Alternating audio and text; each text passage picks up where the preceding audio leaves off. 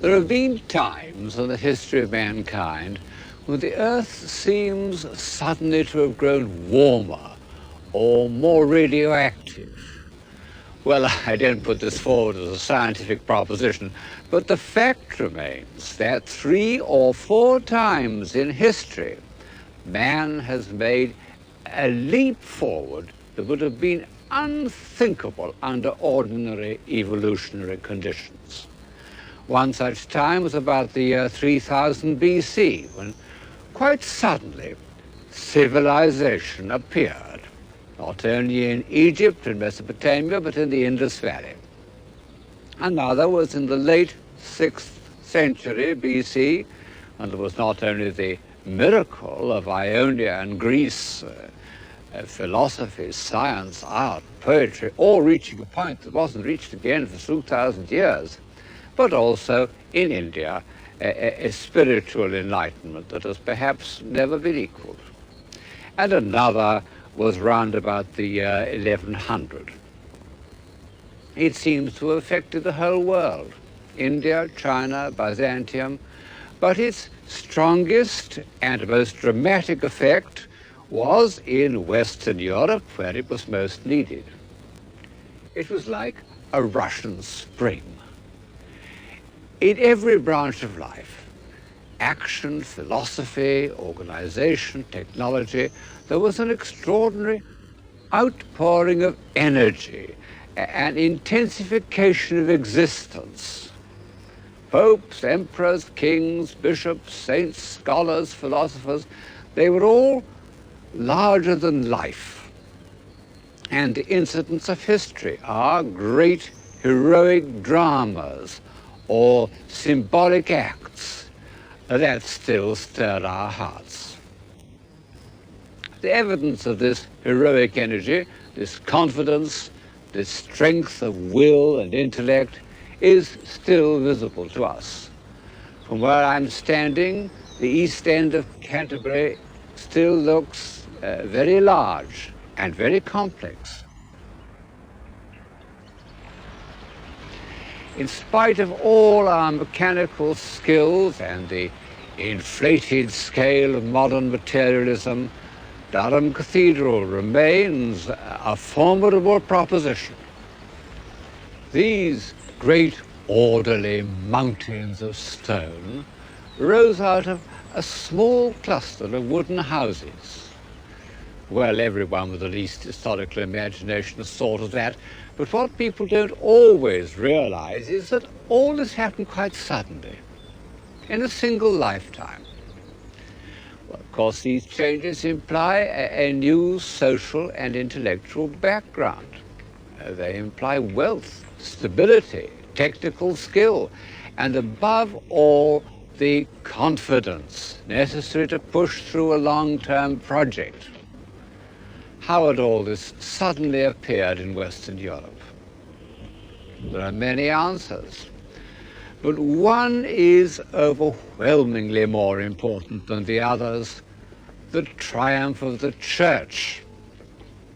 It could be convincingly argued that Western civilization was basically the creation of the Church.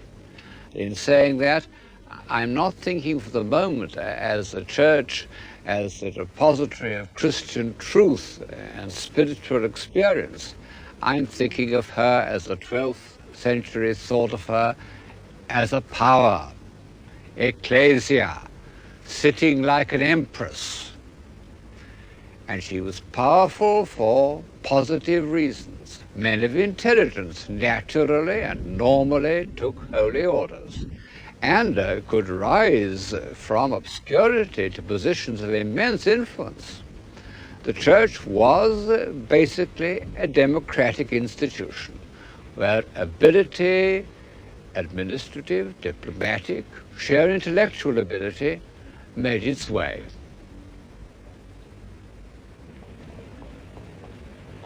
And then the Church was international.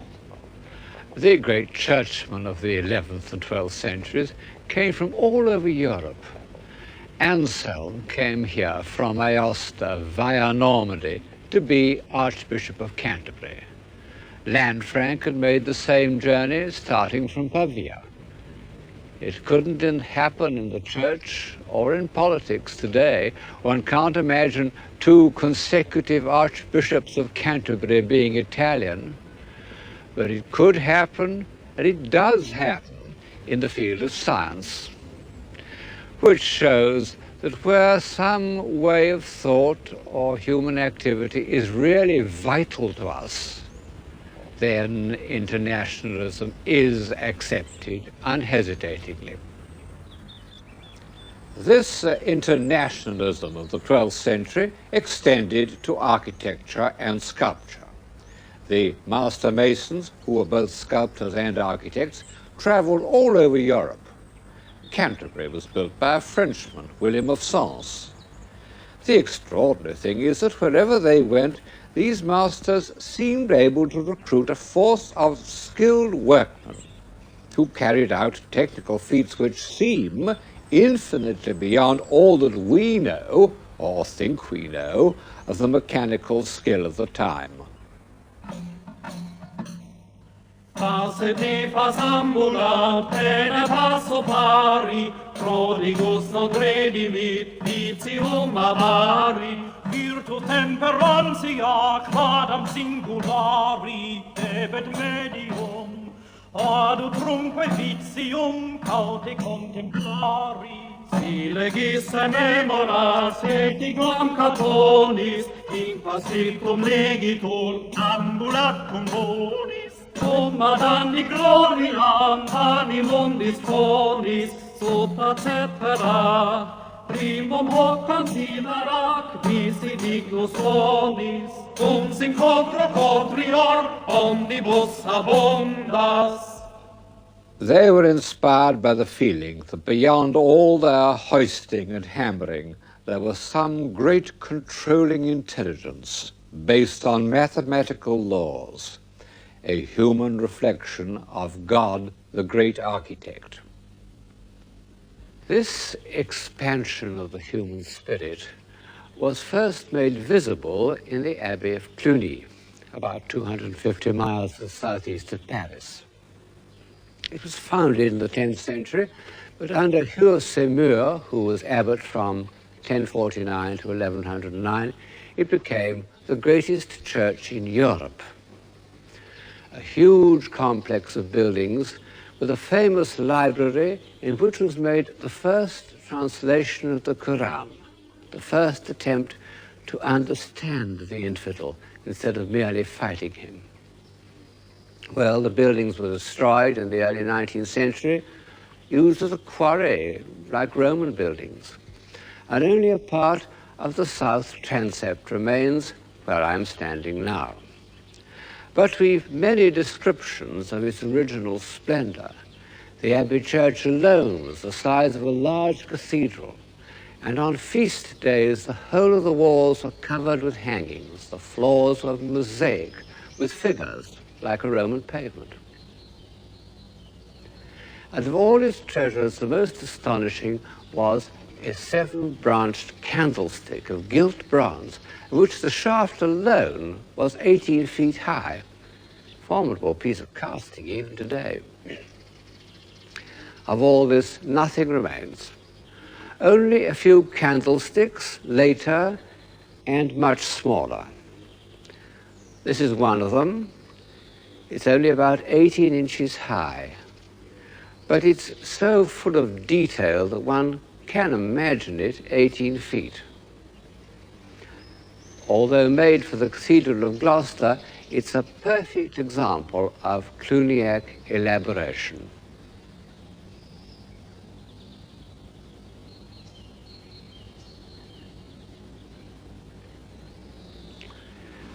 Well, this first great eruption of ecclesiastical splendor was unashamedly extravagant. Apologists for the Cluniac style tell us that all the decoration was subordinated to philosophic ideas. My general impression is that the invention which boiled over into sculpture and painting in the early 12th century was self-delighting.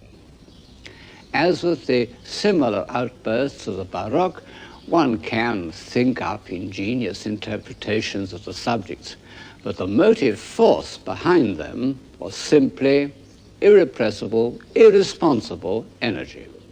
The Romanesque carvers were like a school of dolphins. All this we know, not from the mother house of Cluny itself, but from the dependencies that spread all over Europe. There were over 1,200 of them in France alone. And I'm sitting in the cloisters of a fairly remote one, the Abbey of Moissac in southern France, which was important because it was on the pilgrimage route to Compostela. The carvings have much that is typical of the Cluny style.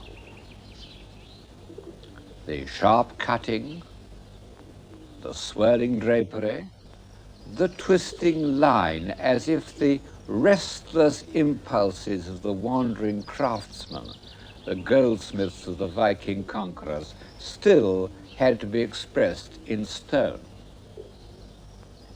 You can see this on the mullion of the door with its fabulous beasts. When one considers that they were once brightly colored, because the Cluniac ornament seems all to have been painted, and the manuscripts show what kind of color it was, they must have looked even more fiercely Tibetan than they do today. And I can't imagine that even the medieval mind, which was adept at interpreting everything symbolically, could have found much in them of religious meaning. But what has this column to do with Christian values, with compassion or charity or even hope? It's not at all surprising that the most influential churchman of his day, St. Bernard of Clairvaux, should have become the bitter and relentless critic of the Cluniac style. Some of his attacks are the usual Puritan objections, as when he speaks of the lies of poetry, words that were to echo through the centuries and become particular favorites in the new religion of science. But St. Bernard had an eye as well as an eloquent tongue. And in the cloisters, he says, under the eyes of the brethren engaged in reading, what business have those ridiculous monstrosities, that misshapen shapeliness and shapely misshapenness, those unclean monkeys, those fierce lions, those monstrous centaurs, those semi-human beings? Here you see a quadruped with the tail of a serpent, there a fish, the head of a bird. In short, there appears on all sides so rich and amazing a variety of forms that it is more delightful to read the marbles than the manuscripts, and to spend the whole day in admiring these things piece by piece, rather than in meditating on the divine law.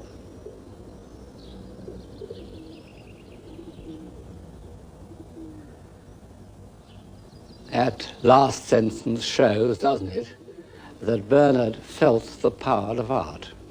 And in fact, the buildings done under his influence in the Cistercian style are closer to our ideals of architecture than anything else of the period.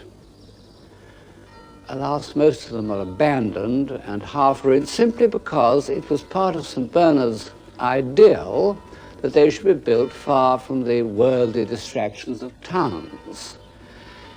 And so when, after the French Revolution, town monasteries were turned into local churches, the Cistercian monasteries fell into ruins. And yet it's there that the spirit of monasticism has survived.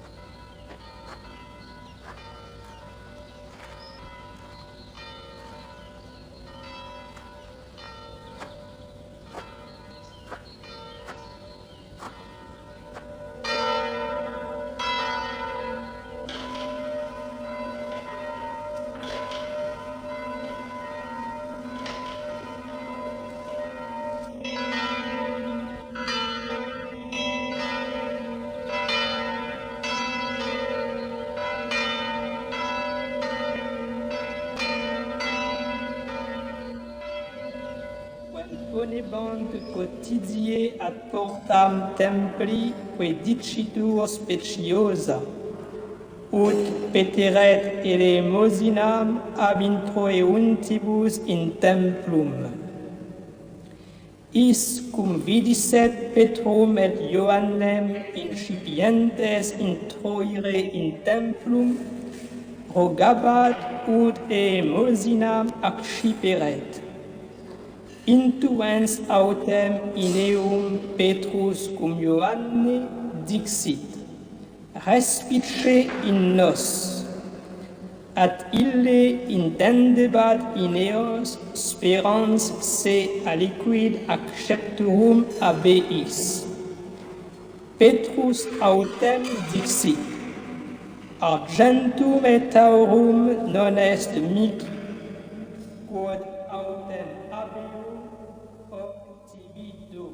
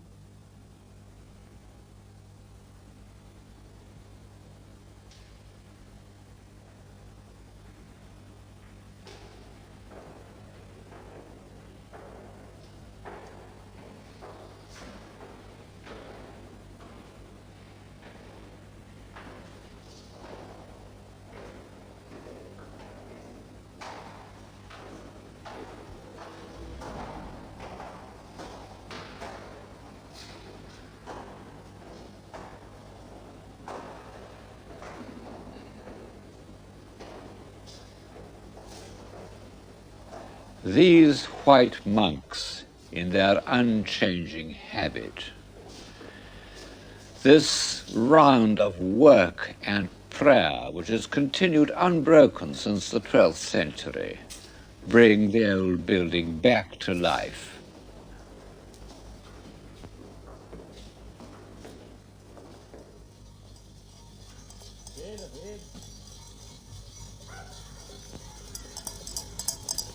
It's a way of life that is concerned with an ideal of eternity,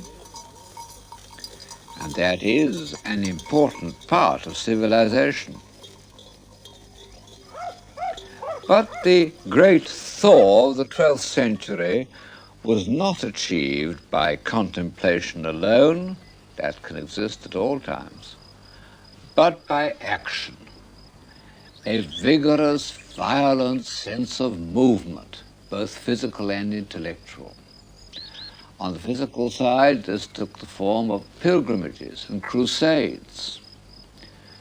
Well, I think they're one of the features of the Middle Ages which is hardest for us to understand.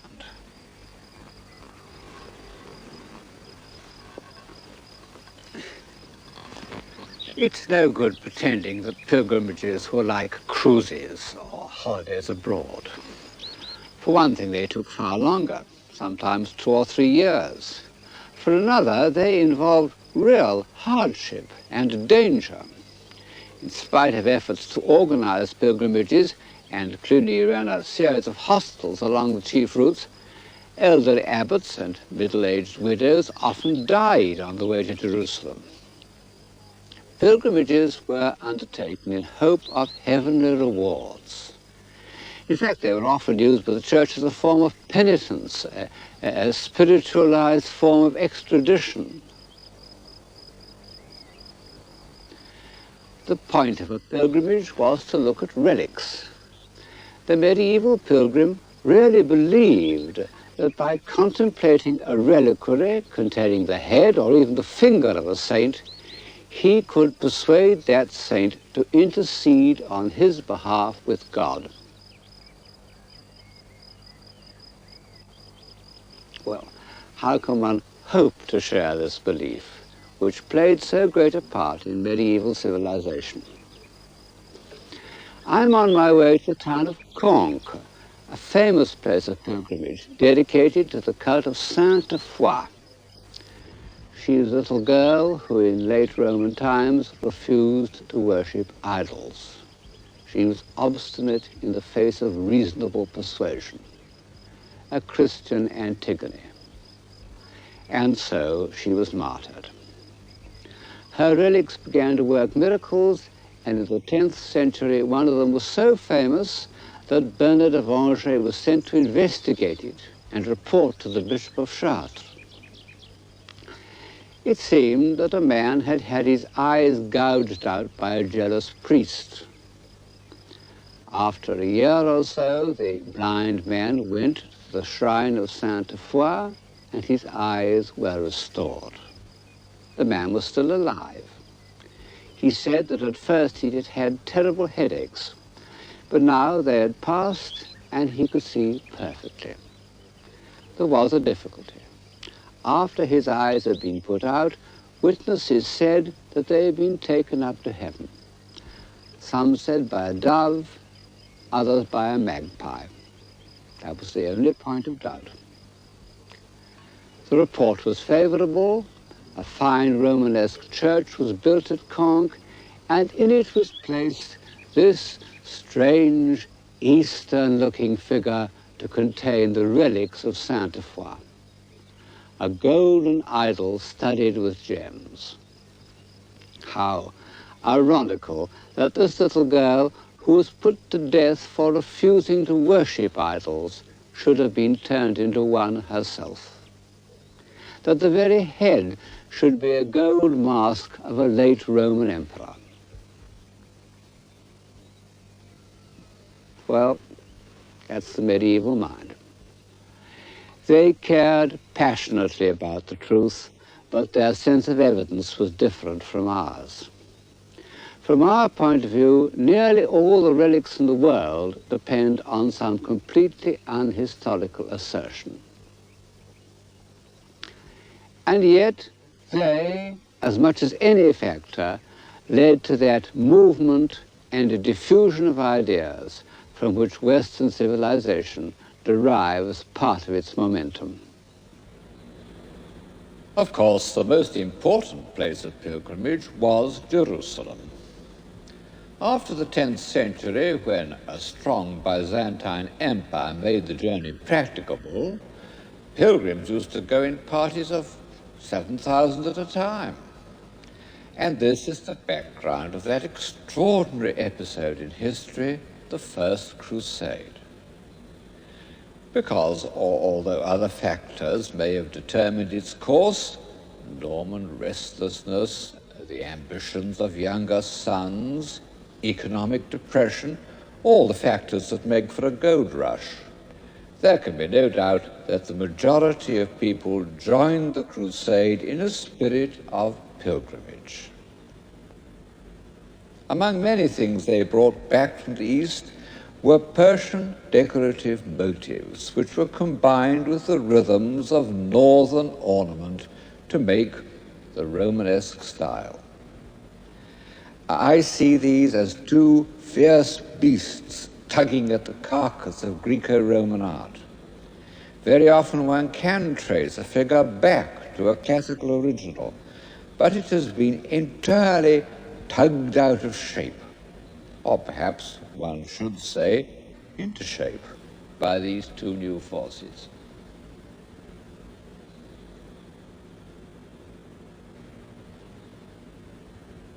This feeling of tugging, of pulling everything to bits and reshaping it, was characteristic of 12th century art and was somehow complementary to the massive stability of its architecture. And I see rather the same situation in the realm of ideas. The main structure of the Christian faith was unshakable, but around it was a play of minds, a tugging and a tension that has hardly been seen since, and was, I think, one of the things that prevented Western Europe from growing rigid, as so many other civilizations have done. It was an age of intense intellectual activity. To read what was going on in Paris about the year 1130 makes one's head spin. And at the center of it all was the brilliant, enigmatic figure of Peter Abelard, the invincible arguer, the magnetic teacher. Abelard was a star. Like a great prize fighter, he expressed contempt for anyone who met him in the ring of open discussion. The older medieval philosophers, like Anselm, had said, "I must believe in order that I may understand." Abelard took the opposite course. "I must understand in order that I may believe." He said, "By doubting we come to questioning, and by questioning we perceive the truth." Strange words to have been written in the year 1122. Of course, they got him into trouble. Only the strength and wisdom of Cluny saved him from excommunication. He ended his days calmly in a Cluniac house, and after his death, the abbot of Cluny wrote to Eloise saying that she and Abelard would be reunited where, beyond these voices, there is peace.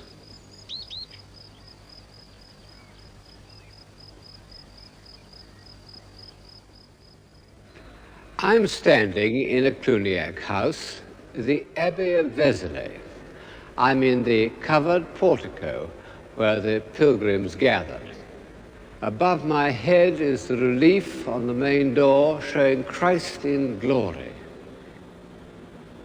He's no longer the judge, as at Moissac, but the Redeemer. Vézelay's full of sculpture, on the doors, on the capitals, everywhere. But fascinating as this is, one forgets about it when one looks through the door at the architecture of the interior.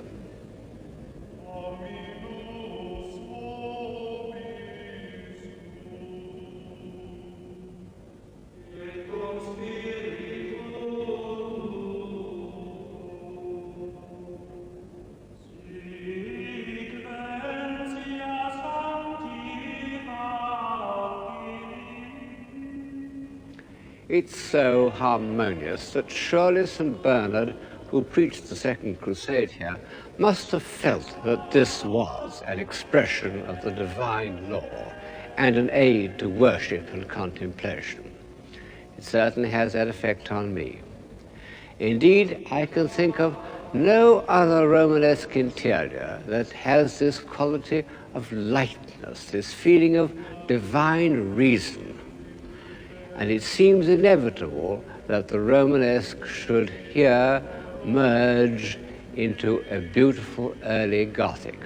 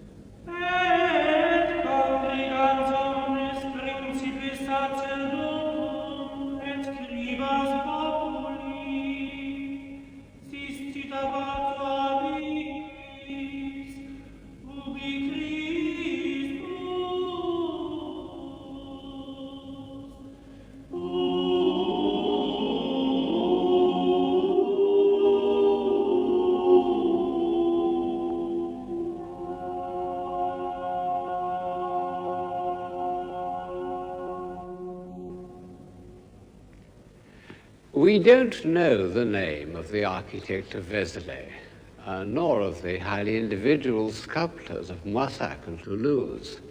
And this used to be taken as a proof of Christian humility in the artists, or, alternatively, a sign of their low status.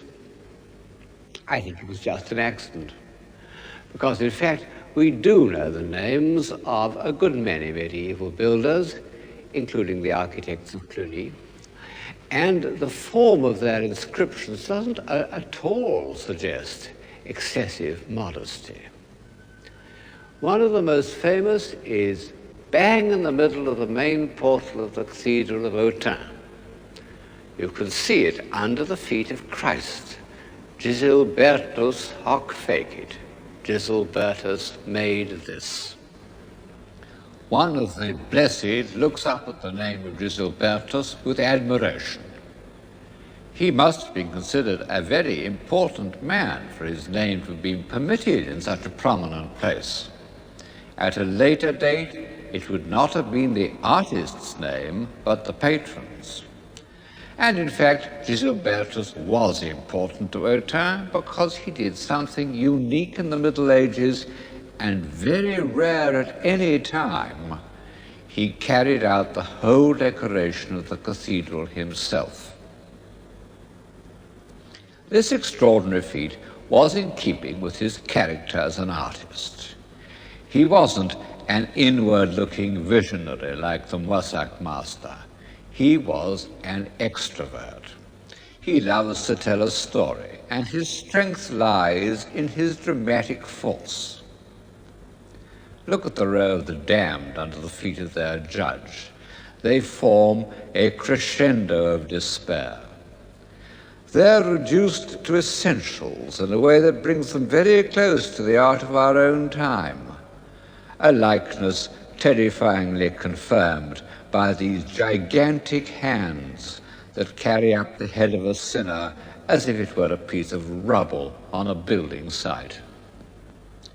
The capitals also have this vivid narrative quality. They contain rich pieces of ornament, but in the end, it's the story that counts. Look at this charming donkey, and at the protective way in which the Virgin holds the Christ child on their journey to Egypt.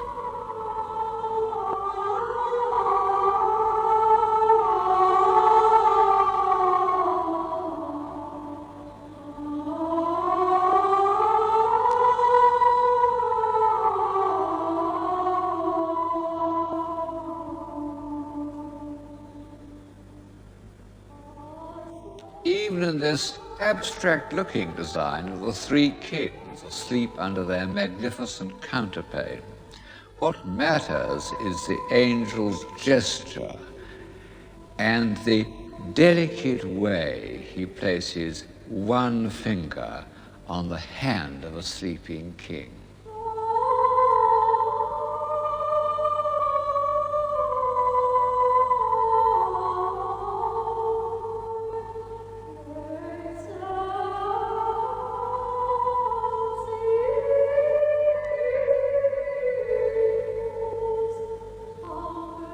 Like all storytellers, he had a taste for horrors, and he went out of his way to depict them. This really horrifying work is the Suicide of Judas.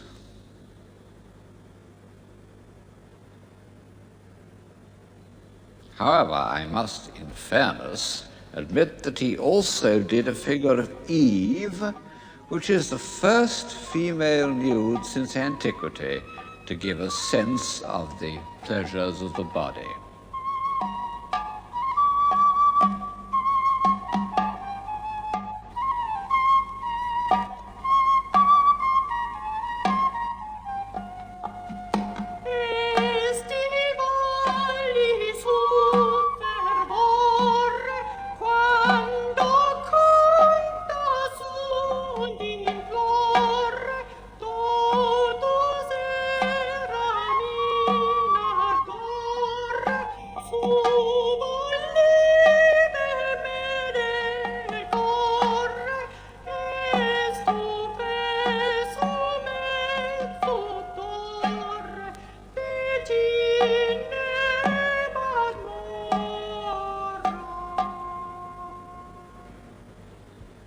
The work of Gilbertus was finished in about 1135, and by that time a new force had appeared in European art, the Abbey of St Denis.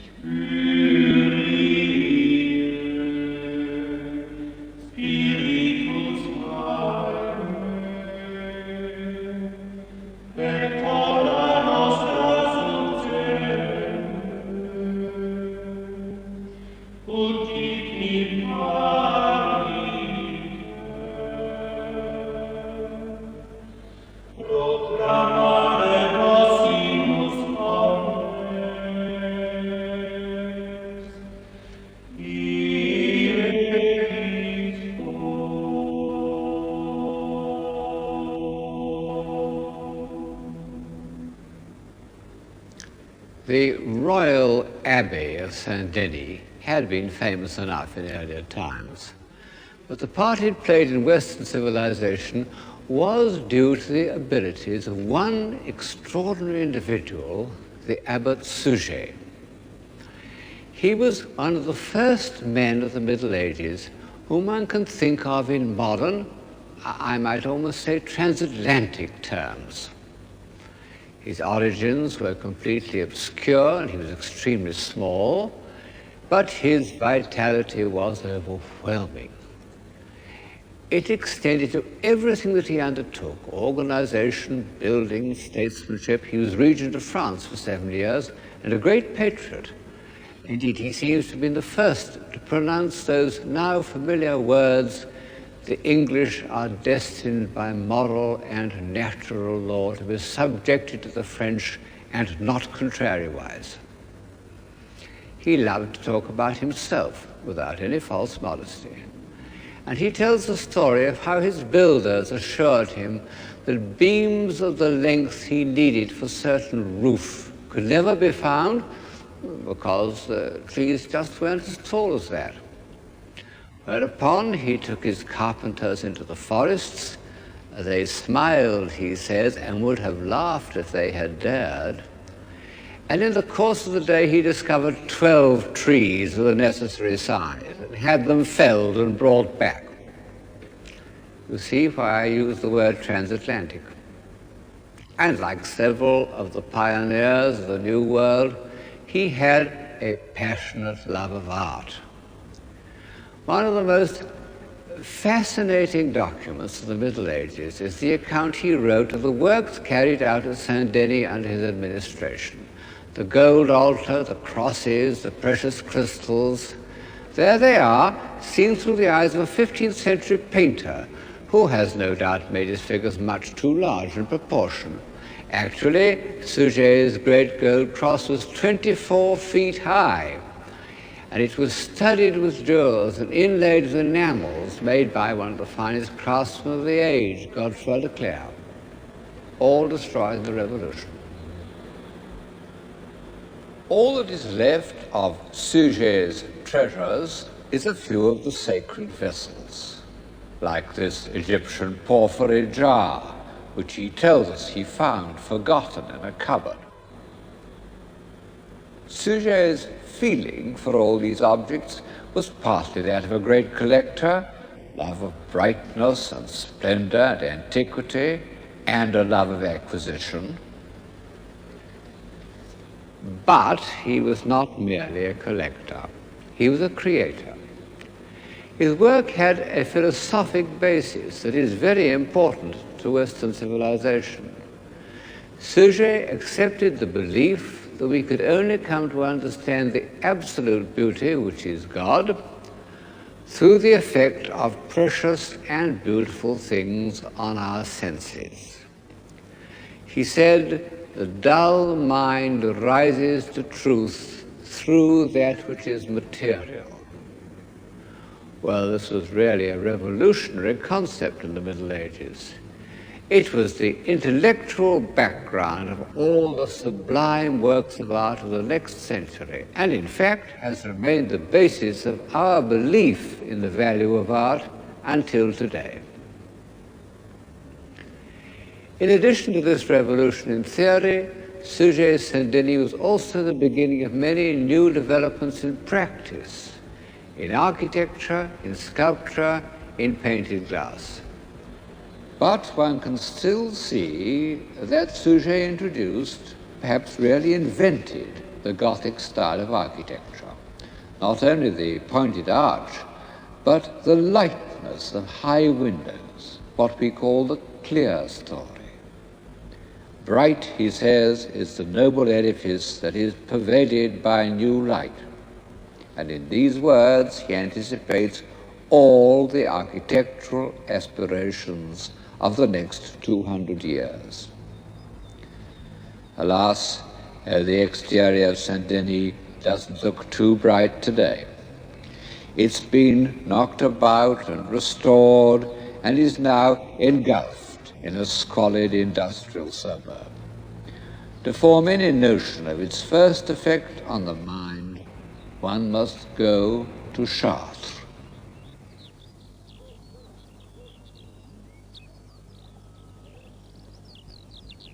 In some miraculous way, Chartres has survived. Fire and war, revolution and restoration have attacked it in vain.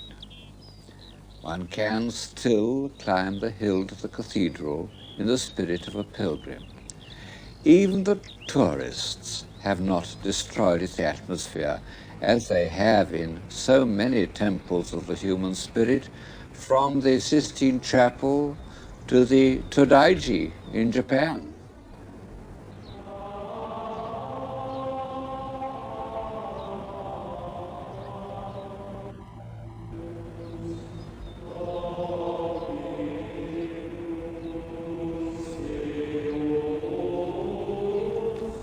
The South Tower is still more or less as it was when it was completed in the year 1164. It's a masterpiece of harmonious proportion. Was this harmony calculated mathematically? Well, ingenious scholars have produced a system of proportions based on measurements, but it's so complex that I find it very hard to credit. However, Chartres was the center of a school of philosophy devoted to Plato, and in particular to his mysterious book called the Timaeus, from which it was thought that the whole universe could be interpreted as a form of measurable harmony. So perhaps the proportions of Chartres reflect a more complex mathematics than one is inclined to believe.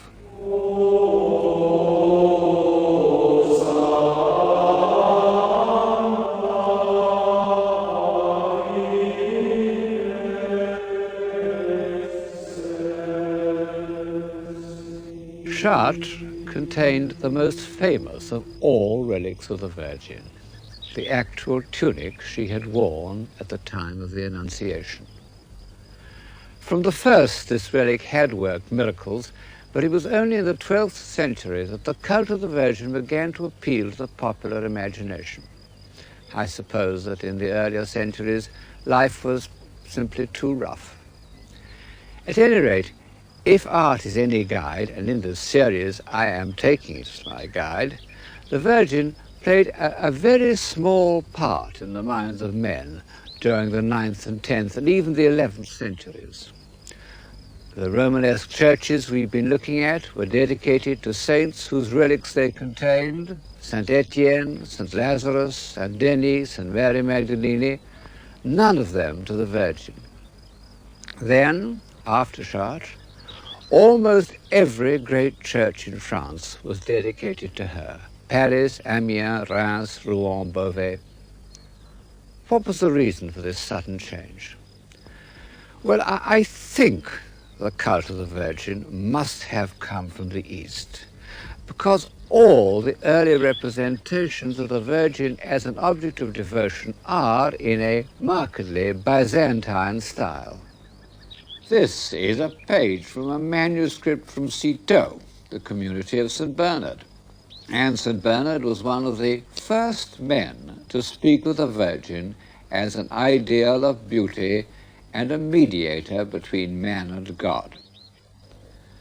But certainly a strong influence in spreading the cult of the Virgin was the beauty and splendor of Chartres.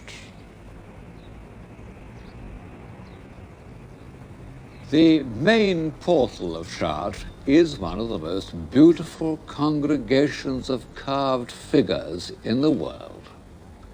The longer you look at it, the more moving incidents, the more vivid details you discover. I suppose the first thing that strikes anyone is this row of pillar people. In naturalistic terms, as bodies, they're impossible, and the fact that one believes in them is a triumph of art. The sculptor was not only a man of genius, but one of great originality. He must have begun carving when style was dominated by the violent, twisting rhythms of Cluny, and he's created a style as still and restrained and classical as the Greek sculptors of the 6th century BC.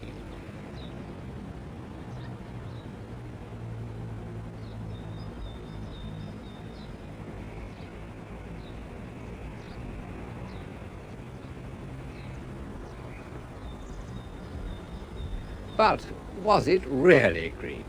I mean Greek in derivation.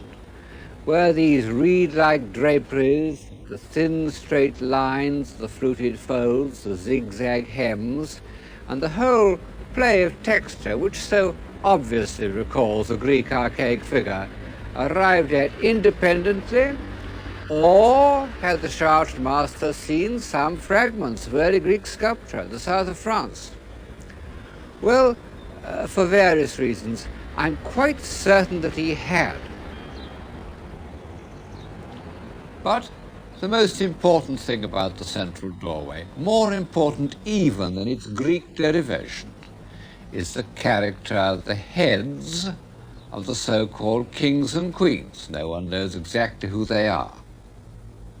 These heads seem to me to show a new stage in the ascent of Western man. Indeed, I believe that this refinement, this look of selfless detachment and spirituality, is something entirely new in art. Beside them, the gods and heroes of ancient Greece look arrogant, soulless, even slightly brutal.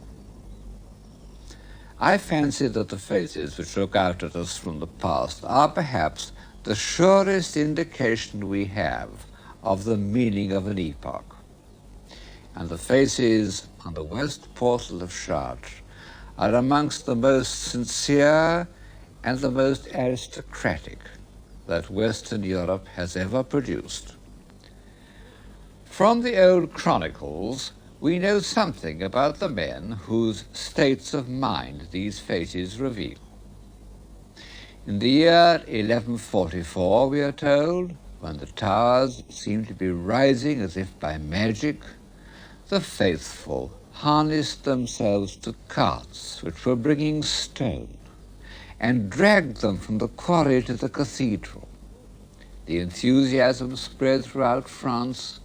Men and women came from far away, carrying heavy burdens of provisions for the workmen, wine, oil, corn. Amongst them were lords and ladies, pulling carts with the rest. There was perfect discipline and a most profound silence. All hearts were united, and each man forgave his enemies.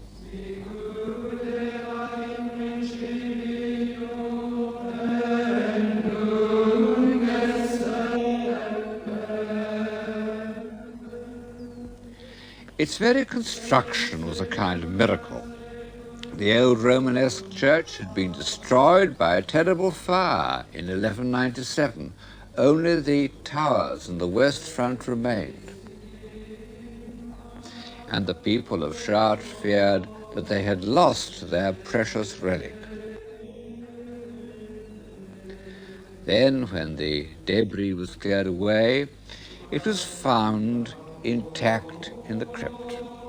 And the Virgin's intention became clear, that a new church should be built, even more splendid than the last.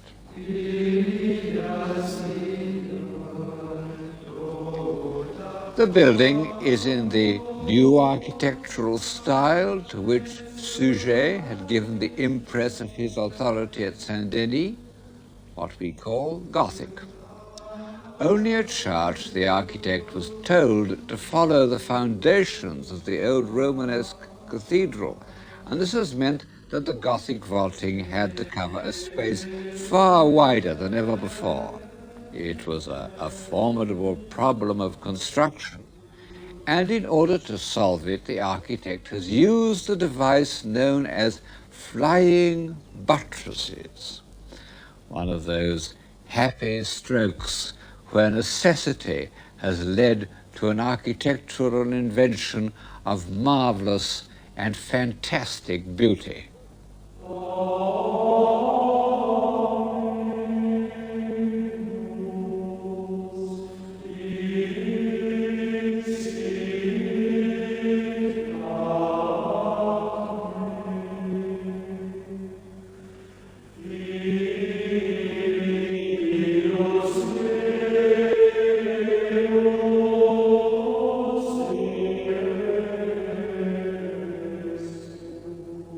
Since the beginning of settled life, say the Pyramid of Saqqara, man had thought of buildings as a weight on the ground. He had always found himself limited by problems of stability and weight. In the end, it kept him down to the earth. Now, by the devices of the Gothic style, the shaft with its cluster of columns passing without interruption into the vault, and the pointed arch, he could make stone seem weightless, the weightless expression of the spirit. By the same means, he could surround his space with glass. Suger said that he did this in order to get more light. But he found that these areas of glass could be made into an ideal means of impressing and instructing the faithful. Man may rise to the contemplation of the divine through the senses. Well, nowhere else, I think, is Suger's favorite saying so convincingly illustrated as it is in Chartres Cathedral. As one looks at the painted windows which completely surround one, they seem almost to set up a vibration in the air.